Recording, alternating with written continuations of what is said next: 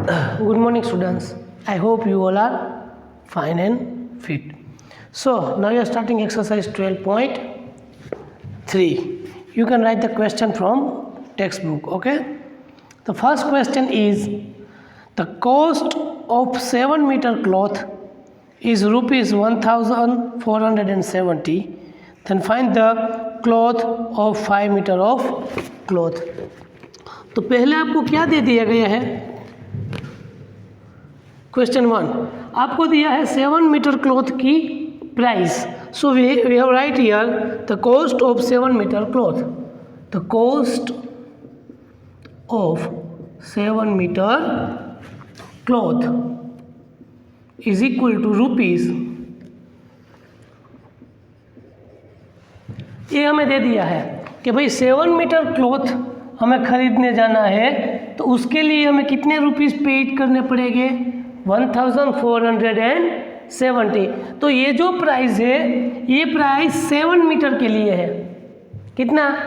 whenever we buy 7 meter cloth, if we want to find the 1 meter cloth price, ये 7 metre की price है. हमें 1 metre के cloth की प्राइस फाइंड करनी हो तो हम क्रॉस मल्टीप्लिकेशन अप्लाई करेंगे कि भाई द कॉस्ट ऑफ 7 मीटर ये है, तो the cost of 1 metre cloth is equal to. किस तरह से फाइंड करें? आपको कभी भी, ये हमने 5th में भी पढ़ा था कि आपको कभी भी एक से ज़्यादा कोई चीज़ खरीद रहे हो, उसके पैसे आप पेड कर रहे हो, तो आपको एक चीज़ की वैल्यू फाइंड करनी है. तो आपको total rupees divide by total thing, total rupees divide by total thing करोगे तो आपको कोई भी एक चीज़ की प्राइस मिल जाएगी. So we are putting here rupees 1470 divide by 7. Total rupees को टोटल चीज़ के साथ डिवाइड करो तो ऑटोमेटिकली आपको एक चीज़ की वैल्यू मिलती है. तो 14, 7 2 14, 7 1 7, 0 एज इट इज़. मतलब 1 मीटर क्लॉथ की प्राइस आ गई 210 रुपीज़. कितने?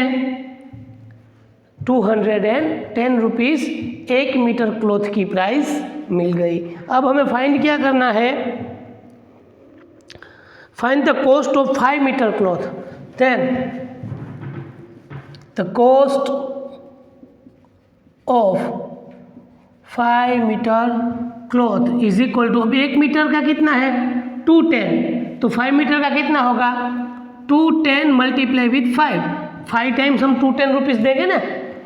मैंने आपसे 1 रुपये 2 रुपये वाली एक चॉकलेट खरीदी, तो अगर तुम मुझे 1 चॉकलेट दोगे तो मैं आपको 2 रुपीज़ दूंगा. 2 चॉकलेट दोगे तो मैं 4 रुपीज़ दूंगा. वैसे आप मुझे 5 चॉकलेट दोगे, 5 चॉकलेट्स, तो मैं आपको क्या करूँगा? 2 मल्टीप्लाई विथ 5, 10 रुपीज़ दूंगा. मतलब जो भी प्राइस एक चीज़ की हो, आप वैसी एक से ज़्यादा चीज़ लेना चाहते हो तो उसकी जो बेसिक प्राइस है उनसे उनका मल्टीप्लिकेशन कर दीजिए. फॉर एग्ज़ाम्पल यहाँ पे 1 मीटर क्लॉथ की प्राइस थी 210. अब हमें 5 मीटर फाइंड करना था, तो 210 1 मीटर की है, तो 5 मीटर्स के लिए मल्टीप्लाई विथ 5. अगर 7 मीटर होता तो मल्टीप्लाई विथ 7, तो यही वैल्यू आ जाती. 5 × 0 5, 5 1 5, 5 2 10. So therefore the cost of 5 meter cloth is rupees 1015. ये हो गया हमारा पहला question. Ekta earn rupees 3000 in a 10 day. How much will she earn in a 30 days? तो पहला हमने क्या किया कि भाई नंबर 2, एकता 10 डेज में कितने रुपीस अर्न कर रही है? 3000 रुपीज़. तो हम लिख सकते हैं कि Ekta earn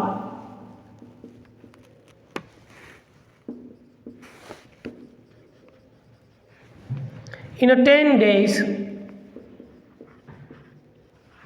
is equal to rupees 3000. Ekta 10 दिन में 3000 रुपीज़ अर्न करती है, मतलब कमाती है। तो अब एकता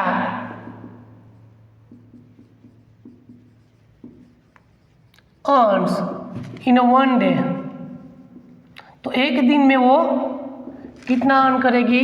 तो इस एग्जांपल टू सेम है कि 3000 total earn upon total days 10, 0 0 cut, कितने रुपीस आए? रुपीस 300। एकता एक दिन में 300 रुपीस अर्न करती है। तो क्वेश्चन क्या है कि भाई तो वो 30 डेज में कितना अर्न करेगी? तो हम लिखेंगे एकता अर्न इन 30 डेज। तो एक दिन का कितना? 300। तो 30 दिन का कितना? इस तरह ही से ही कि भाई 1 मीटर का इतना, तो 5 मीटर का इतना, 5 के साथ हम मल्टीप्लाई करते थे ना, वैसे ही यहाँ पे 300 मल्टीप्लाई विथ 30 डेज। 30 दिन तक वो 300 रुपये अर्न करेगी, तो 300 multiply with 30, 300 multiply with 30। So 3 3 is 9, 1 2 and 3 0. It's our answer. So we have right here ekta. Therefore ekta earns rupees 9,000 in 30 days. Ekta earns rupees 9,000 in a 30 days. Okay, write down the question number 1 and question number 2.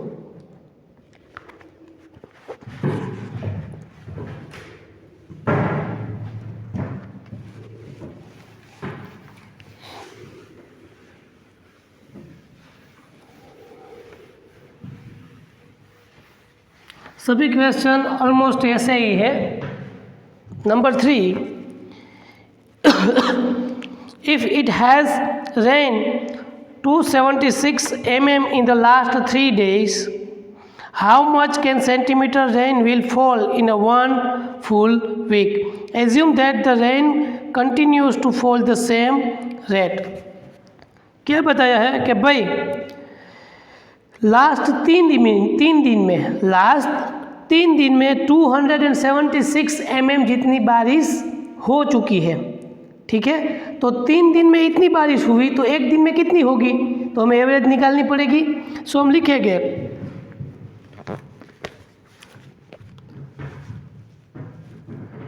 It has rain in last 3 day. Number 3, it has rain in last 3 days is equal to, कितनी बारिश हुई 3 दिन में? 276 millimetre इतनी बारिश हुई। तो हम लिख सकते हैं कि it has rain in 1 day, एक दिन में कितनी होगी? तो कि टोटल बारिश divide by number of days, 276 upon 3। सो 9 3 જા 70 અને 9 2 જા 6। एक दिन में एवरेज बारिश 92 mm होगी। कितनी होगी? एक दिन में एवरेज बारिश रेन 92 mm होगी, इसीलिए 3 दिन में कितनी होगी? 276 mm। अब एक दिन की बात आ गई तो हम 7 days फाइंड कर सकते हैं, because of in a 1 week it have a 7 days. So it has rain in 1 week, bracket में लिख सकते हैं हम 1 week की जगह पे यहाँ पे 7 days is equal to 92 multiply with 7, 7 2 जा 14, carry up 1, 7 9 जा 63 plus 1 64 mm. Okay, so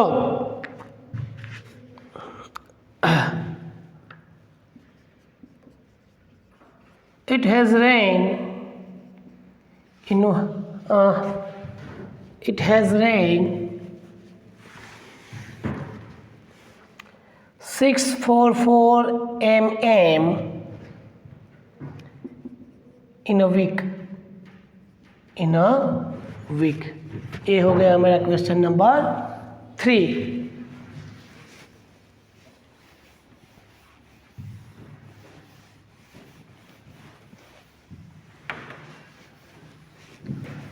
Now, question number 4 is cost of 5 kg of fat is rupees 91.50.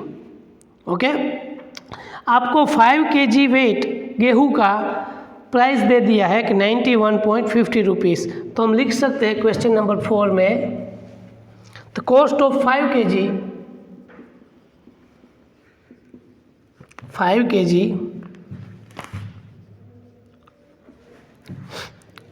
weight is rupees 91.50.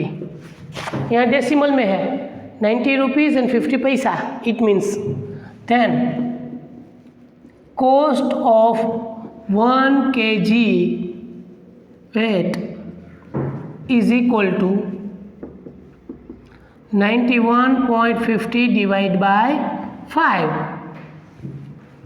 ठीक है, तो उसका सिंप्लीफिकेशन कर देना है. 91.50 डिवाइड बाय 5. 5 1 ज़ा 5, 4 1, 5 8 ज़ा 40, 1 ऊपर से लिया 5, 5 3 ज़ा 15, 0 ऊपर से लिया 0, तो यहाँ पे भी 0.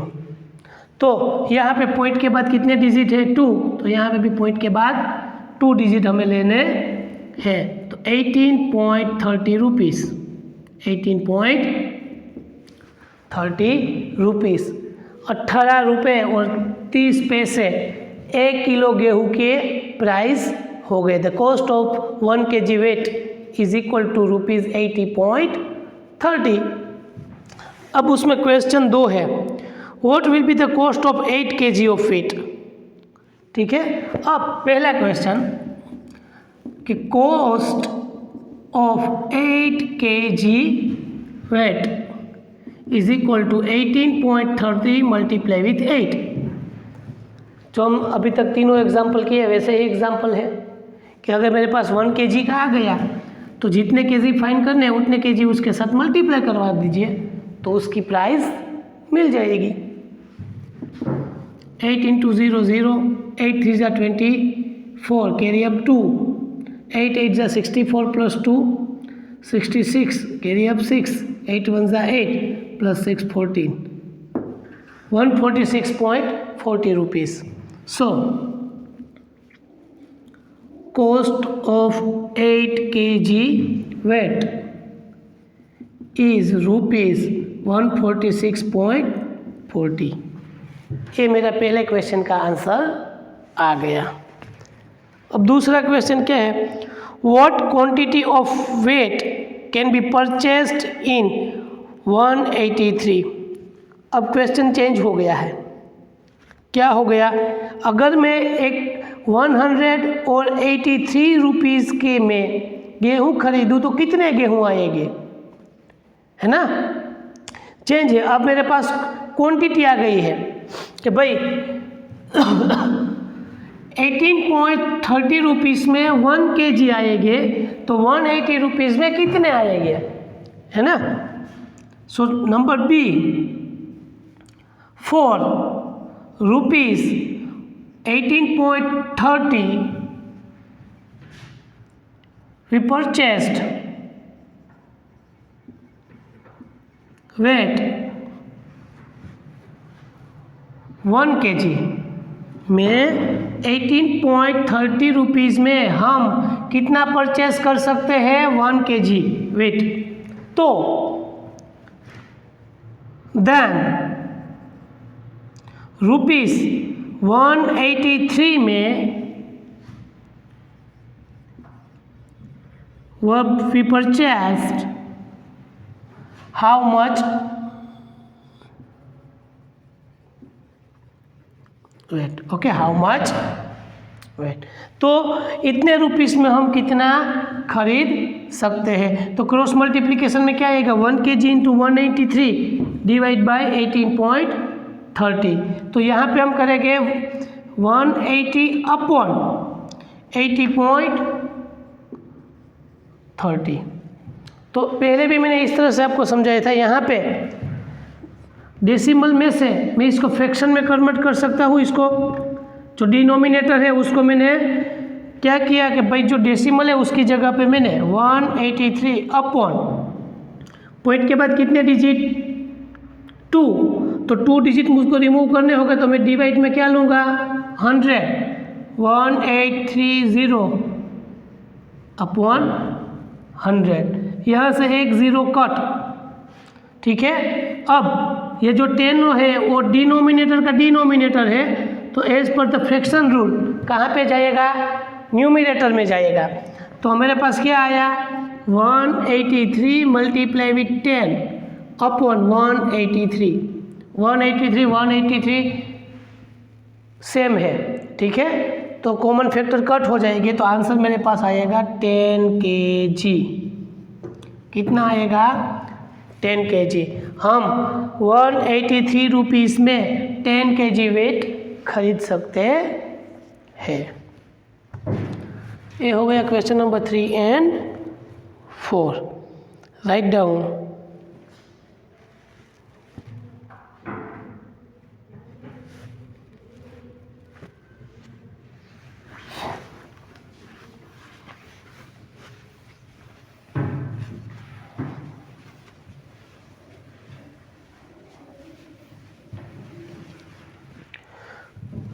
Question number 5.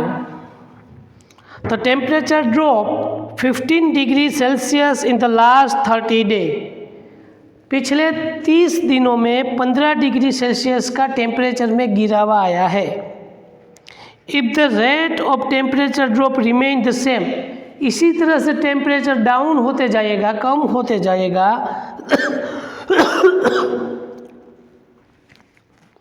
How many degrees will the temperature drop in the next 10 days? तो अगले 10 दिनों में और कितना टेम्परेचर डाउन होगा। तो पहले पिछले 30 डेज में 15 डिग्री कम हुआ है, तो 15 डिग्री कम हुआ तो पर डे में कुछ ना कुछ टेम्परेचर डाउन होगा ना। आज 33 डिग्री है, कल 32 होगा, फिर 31 होगा। इसी तरह से डाउन होते होते ड्रॉप होते हुए 30 दिनों में टोटल 15 डिग्री सेल्सियस डाउन हुआ है। तो नेक्स्ट 10 डेज में कितने हो गए, तो देखो the last 30 days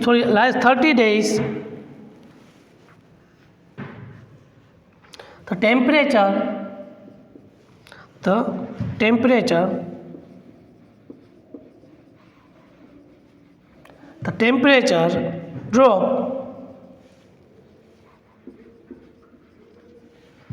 in the last 30 days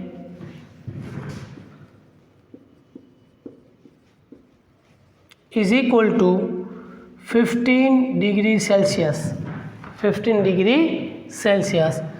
Then the temperature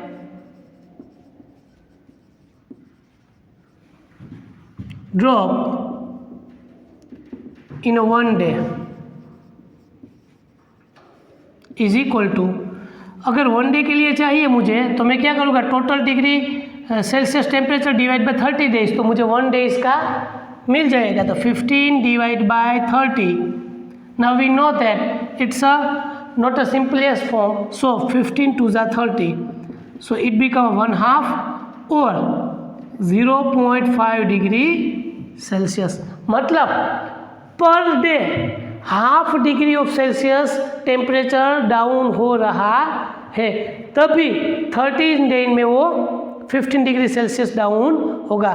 definitely बात है ना, 30 दिनों में 15 डिग्री सेल्सियस टेम्परेचर डाउन कब होगा, जब एक दिन में आता तो 2 दिन में 1 डिग्री कम हुआ, 4 दिन में 2 डिग्री, वैसे 10 दिन में 5 डिग्री, 20 दिन में 10 डिग्री और 30 दिन में 15 डिग्री। तो ये हमें एवरेज ड्रॉप टेम्परेचर ड्रॉप मिल गया। अब मुझे नेक्स्ट 10 डेज में कितना ड्रॉप मिलेगा, तो सिंपल थिंक है, The temperature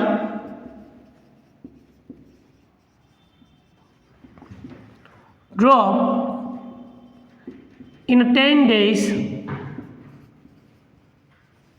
is equal to 1 day multiply with 10 become a 5 degree Celsius. कितना मिलेगा? क्योंकि यहाँ पे डेसिमल को अगर हम कन्वर्ट करें फ्रैक्शन में तो 5/10 पॉइंट के बाद 1 डिजिट है, इसीलिए 10 मल्टीप्लाई विथ 10 10 10 कट, आंसर आ जाएगा 5। So the temperature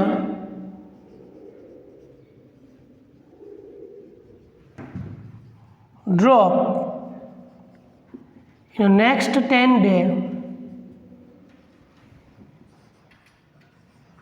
is 5 degree Celsius. आने वाले 10 दिनों में और भी 5 डिग्री सेल्सियस टेम्परेचर डाउन होने वाला है।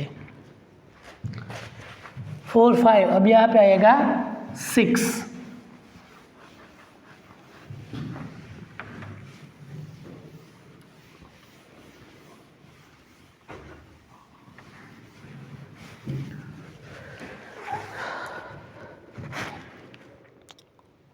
Shaina pay rupees 15,000 as per the for 3 months.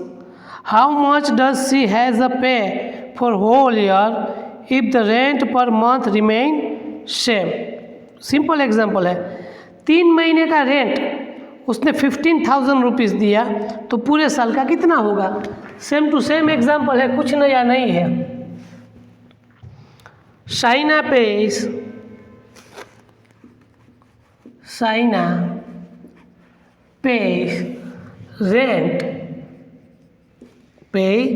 rent for 3 months।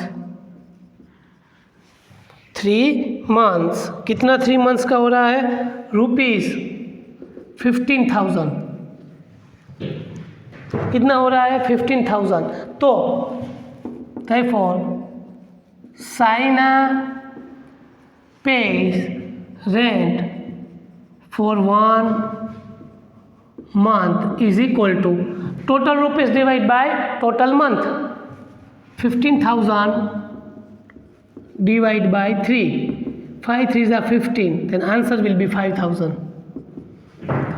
एक मंथ का साइना कितना रेंट पे करती होगी? 5,000। 2 महीने का 10, 3 महीने का 15 हो गया। अब पूरे साल की बात आई कि एक मंथ का 1 मंथ का वो कितना पे करती है? 5,000। देन पूरे साल का मतलब होता है 12 मंथ। सो शाइना पे रेंट फॉर 12 मंथ और 1 year, you can write here also be 1 year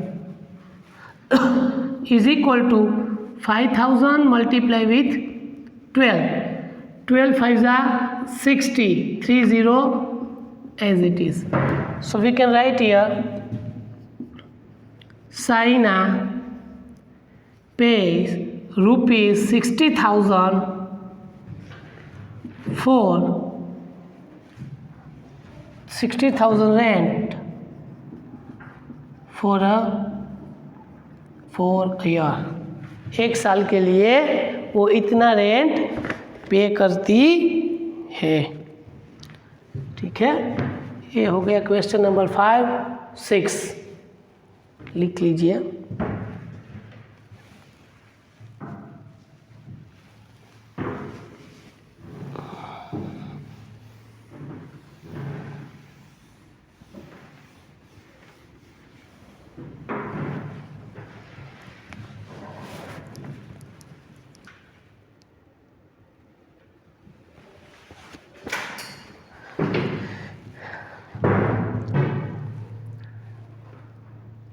बाकी के जो 5 एग्जाम्पल्स हैं वो हम नेक्स्ट लेक्चर में कंप्लीट करेंगे। ठीक है, यहाँ तक रखते हैं। ये सभी एग्जाम्पल्स आप अच्छी तरह से आपकी फेयर बुक में लिख लेना। ठीक है।